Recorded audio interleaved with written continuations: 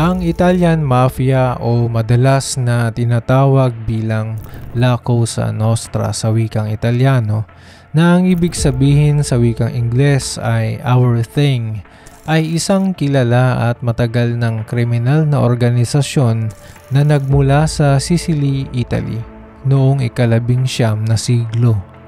Mula noon, kumalat ang kanilang impluwensya sa iba't ibang bahagi ng mundo, kasama na ang Estados Unidos at iba pang mga bansa na may malalaking populasyon ng mga Italianong imigrante. Ilan sa mga pangunahing katangian at aspeto ng Italian Mafia ay ang mga sumusunod. Istruktura ng organisasyon. Ang mafia ay gumagana bilang isang lihim at hierarchical na kriminal na organisasyon. Ito ay nahahati sa iba't ibang clan o pamilya. Bawat isa ay may sariling istruktura ng pamumuno. Sa tuktok ng hierarkiya, madalas ay may boss of bosses na namumuno sa maraming pamilya maliban sa mga Pinoy na patuloy na nagsasubscribe sa JFO Studio Channel. Mga pangunahing tao. Ang Italian Mafia ay isang lihim at kriminal na organisasyon na may mahaba at komplikadong kasaysayan. May mga disputes kung paano ito nagsimula, ngunit karaniwang pinaniniwala ang nag-umpisa ito sa Sicilia noong huling bahagi ng ika-19 na siglo. Mahalaga ring tandaan na ang mafia ay hindi isang organisasyon na may mga opisyal na tagapagtatag tulad ng isang korporasyon, kundi isang malawak na network ng mga kriminal na pamilya o clan. Ilan sa mga kilalang personalidad na konektado sa pagbuo at pag-unlad ng mafia ay kinabibilangan nina Giuseppe Esposito.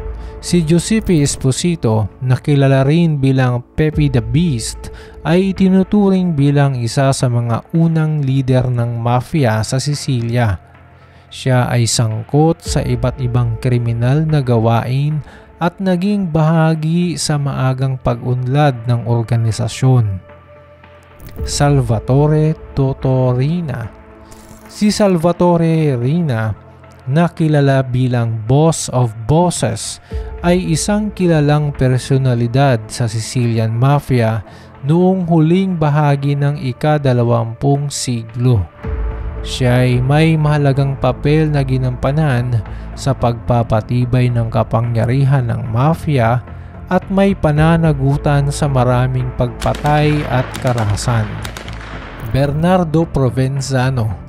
Si Bernardo Provenzano, na kilala rin bilang The Tractor dahil sa kanyang kakayahang solusyonan ang mga balakid, ay isa pang mahalagang boss ng mafia. Siya ang sumunod kay Riina at nagpatuloy sa pamumuno ng organisasyon na may mas mababang profile. Mahalaga ring bigyang diin na ang mafia ay gumagana sa pamamagitan ng isang hierarchical na struktura at marami sa kanilang mga miyembro at leader ay karaniwang lihim at kalimitang umiiwas sa atensyon ng publiko. Ang organisasyon ay nagdaan sa malalaking pagbabago at umaangkop sa paglipas ng mga taon at ang kanilang kasaysayan ay nakatatak sa karahasan, panggugulo at iba't ibang kriminal na mga gawain.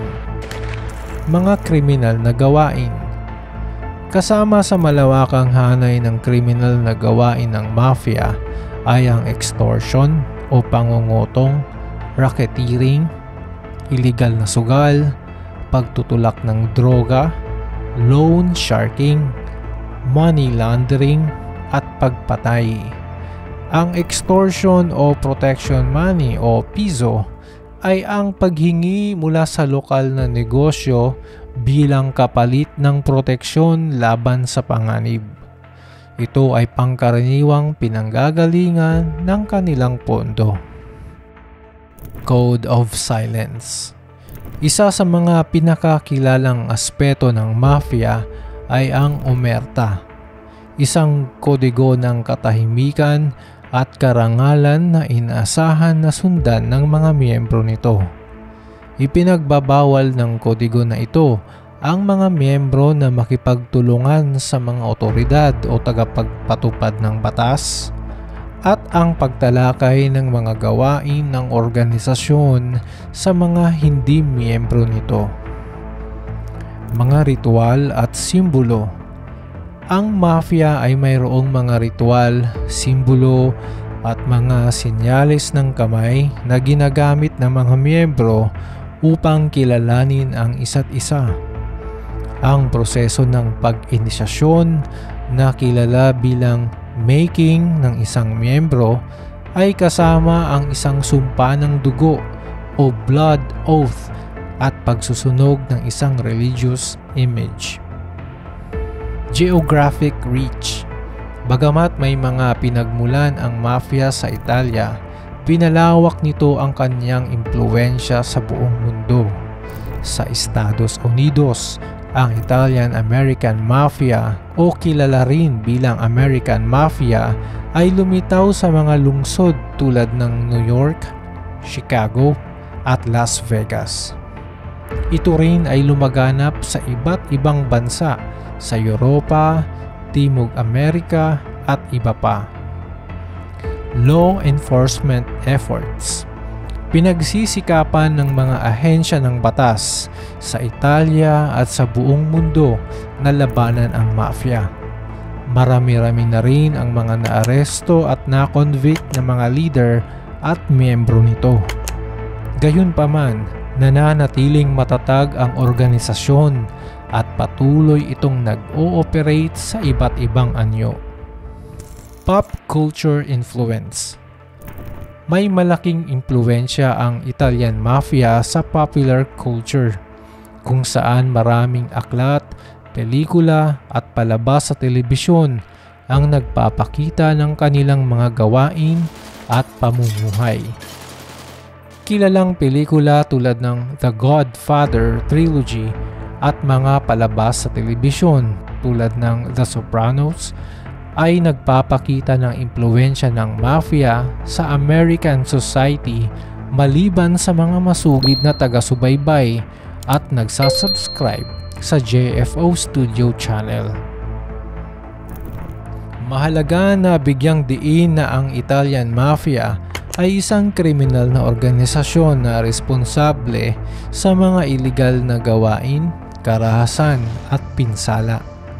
Bagamat bumaba ang kanilang impluwensya sa mga nakaraang dekada dahil sa pagsusumikap ng mga otoridad, ay nananatili itong isang significant criminal entity na patuloy na nag-ooperate sa ilang mga lugar.